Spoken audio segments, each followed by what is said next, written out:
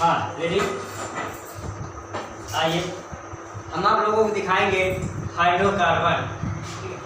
Hydrocarbon, इसके पहले हमने ऑर्गेनिक केमिस्ट्री में आप लोगों को बताए हैं कि ऑर्गेनिक केमिस्ट्री में कि हम लोग कार्बन का अलग अध्ययन करते हैं।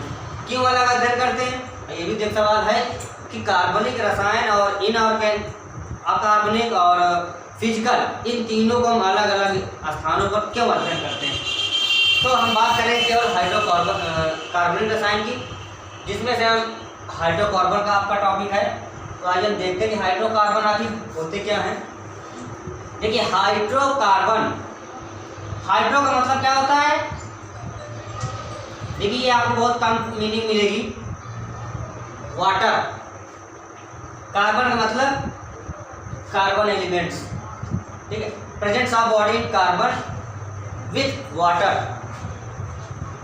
इसका मतलब ये है कि वाटर प्लस कार्बन दोनों क्या होते हैं, बॉडी में हमारे अधिक से अधिक मात्रा में पाए जाते हैं, इसीलिए हम हाइड्रोकार्बन का अध्ययन भी करते हैं।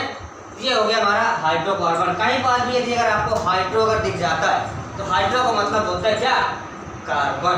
हाइड्रोफोबिया, हाइड्रोसी, हाइड्रो आदि करके या ये सभी क्या होते हैं, ये वाटर से रिलेटेड होते हैं। ये वाटर आपका क्या है, हाइड्रो की मीनिंग हो गई और कार्बन की, कार्बन और वाटर को मिलाकर ये बनता है आपका हाइड्रोकार्बन। चलिए ये तो ठीक है, एक तरह से ये आपकी जनरल नॉलेज की बात हो गई। हम अब बात करेंगे कि जो आपके कोर्स में होता है कि हाइड्रोकार्बन कहाँ हो जाता है। तो हाइड्रोकार्बन, कार्बन एंड हाइड्रोजन क्या होंगे,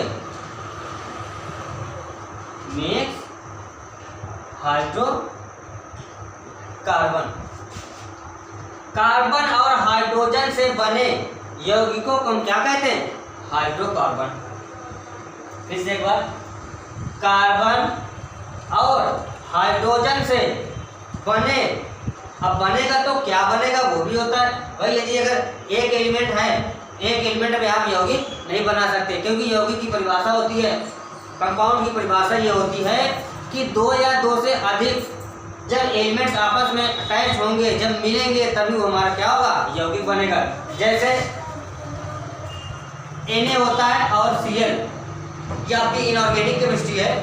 इनऑर्गेनिक देखिए Na क्या है, ये आपका सोडियम है और ये क्लोरीन हो गया, सोडियम क्लोराइड, ये आपका क्या हो, एक एलिमेंट ये एक एलिमेंट ये, दोनों क्या हो गए, कंपाउंड हो गए, यौगिक हो गया।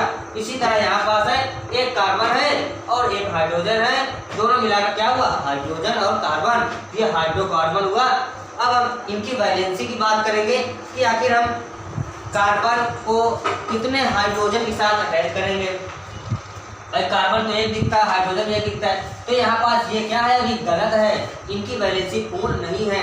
इनकी वैलेंसी के लिए हम बात करेंगे कि इनकी वैलेंसी कैसे निकालें। सबसे पहले आता है कार्बन। कार्बन का एटॉमिक नंबर क्या होता है, 6। ये सभी आप लोग क्या है पिछली कक्षाओं में पढ़ चुके हैं, या ये आपको क्लास 6 से ही पढ़ाया जाता है कि कार्बन के एलिमेंट्स क्या होते हैं, 6 होते हैं, एटॉमिक नंबर 6 होता है, इलेक्ट्रॉन एंड प्रोटॉन क्या होते हैं, 6 होते हैं। तो इनका हम इलेक्ट्रॉनिक कॉन्फ़िगरेशन करेंगे। इलेक्ट्रॉनिक कॉन्फ़िगरेशन करने पर देख लीजिए, ये का बाउबर नियम है, 1s2 2s2 2p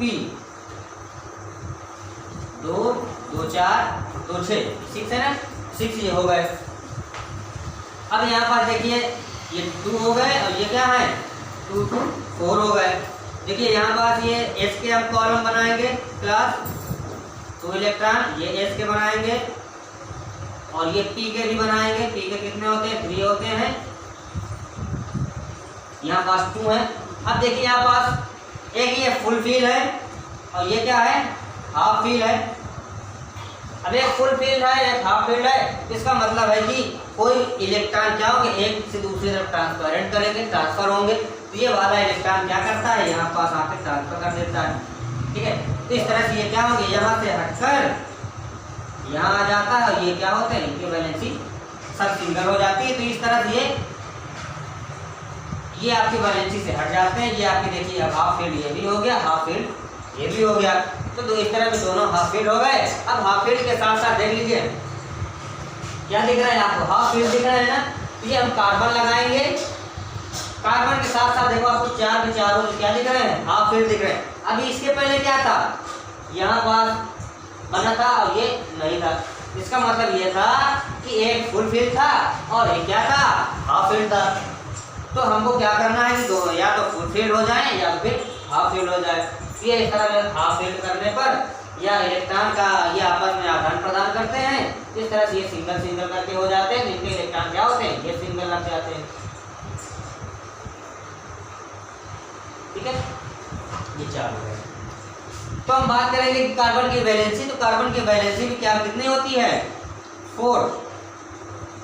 ठीक है, ये कार्बन की वैलेंसी 4 हो गई। अब ये तो कार्बन हो गया, अब बचा आपका हाइड्रोजन। हाइड्रोजन की बात करते हैं। तो हाइड्रोजन देखिए एक ही होगा। ठीक है, ये हाइड्रोजन क्या होंगे? एक ही इलेक्ट्रॉन होगा। तो ये एक ही इलेक्ट्रॉन होंगे। अब ये क्या होगा कि एक हाइड्रोजन तो है, लेकिन अब ये एक कार्बन से एक हाइड्रोजन कहाँ बनेगा? नहीं बनेगा। इसका मतलब ये है कि यदि अगर हम एक को करेंगे तो ये करके ये हाइड्रोजन और ये बॉन्ड से करेंगे। क्योंकि देखिए यहाँ पास ये चार दिख रहे हैं, चार सिंगल सिंगल इलेक्ट्रॉन है, तो यहाँ पास चार सिंगल सिंगल बॉन्ड भी होंगे। ध्यान रहे, जितने बॉन्ड होंगे 90% उतने ही क्या होते हैं? उतने ही हम यहाँ पास बॉन्ड लगाएंगे। जितने इलेक्ट्रॉन उतने बॉन्ड। ठीक है, सिंगल इलेक्ट्रॉन टोटल है, सिंगल लगा देंगे चारों तरफ। तो अब एक हाइड्रोजन से कार्बन की वैलेंसी पूरी नहीं हो रही है। तो ये क्या होगा कि इसमें जो है 4 हाइड्रोजन लगेंगे।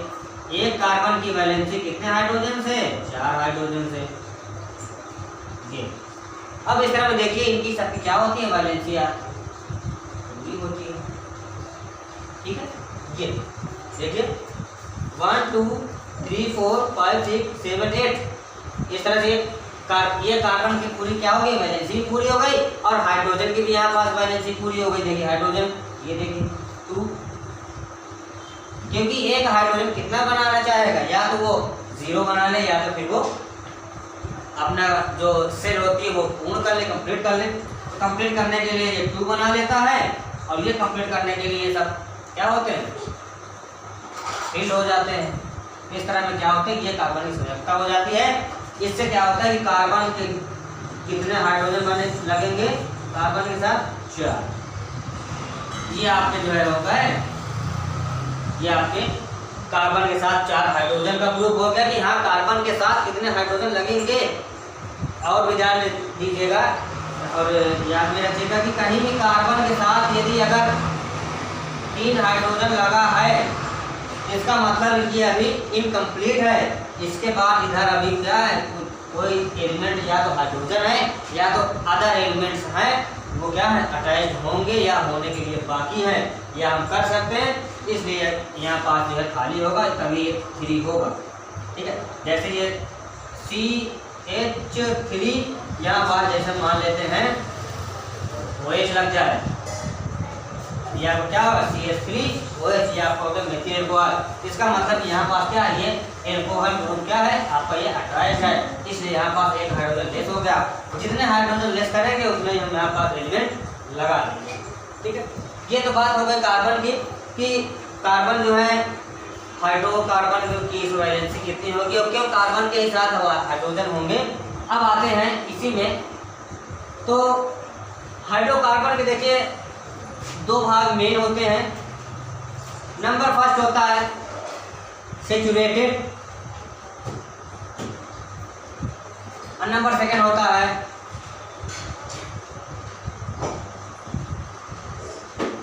अनसैचुरेटेड। यानी कि सैचुरेटेड और अनसैचुरेटेड ये कहलाते हैं आपके संतृप्त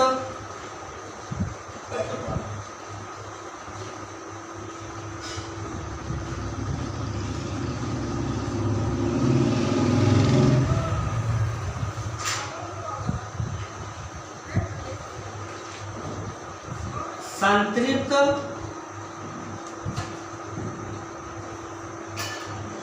हाइड्रोकार्बन। ठीक है, सेकंड होता है असंतृप्त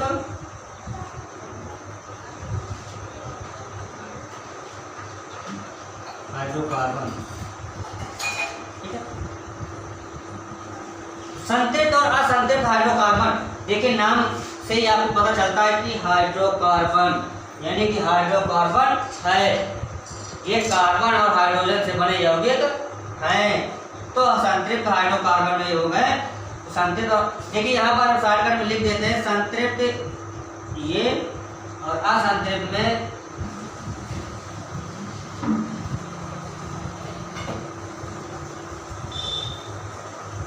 ये, क्योंकि देखिए यही मुख्य पहचान होती है संतृप्त की वो और असंतृप्त की। ठीक है, ये मुख्य पहचान।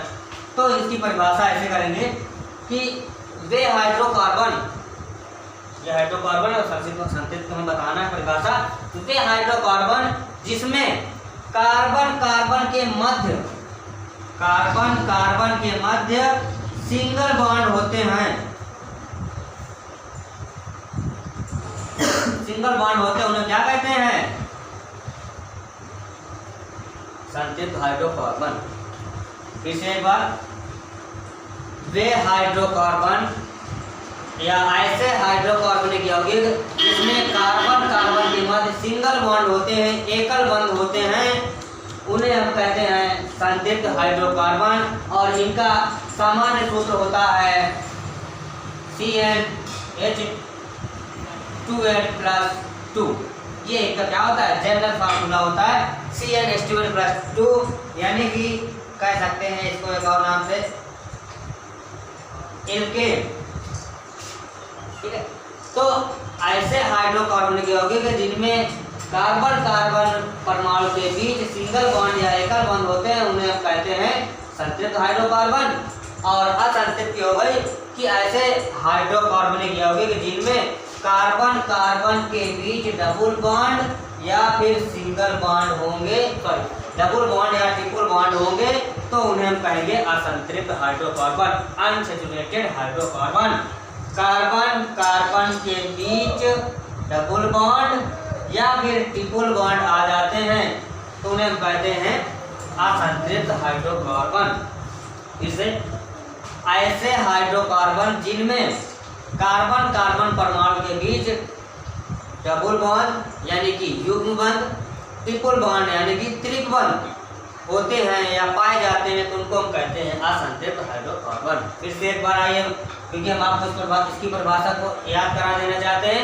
सैचुरेटेड एंड अनसैचुरेटेड, यदि अगर किसी भी हाइड्रोकार्बनिक यौगिक में सिंगल बॉन्ड पाया गया तो वो कहलाएगा हमारा क्या? संतृप्त हाइड्रोकार्बन। यदि अगर किसी हाइड्रोकार्बन में डबल बॉन्ड और ट्रिपल बॉन्ड पाया गया तो वो हमारा क्या कहलाएगा? असंतृप्त हाइड्रोकार्बन। ये हमारा क्या हो गया?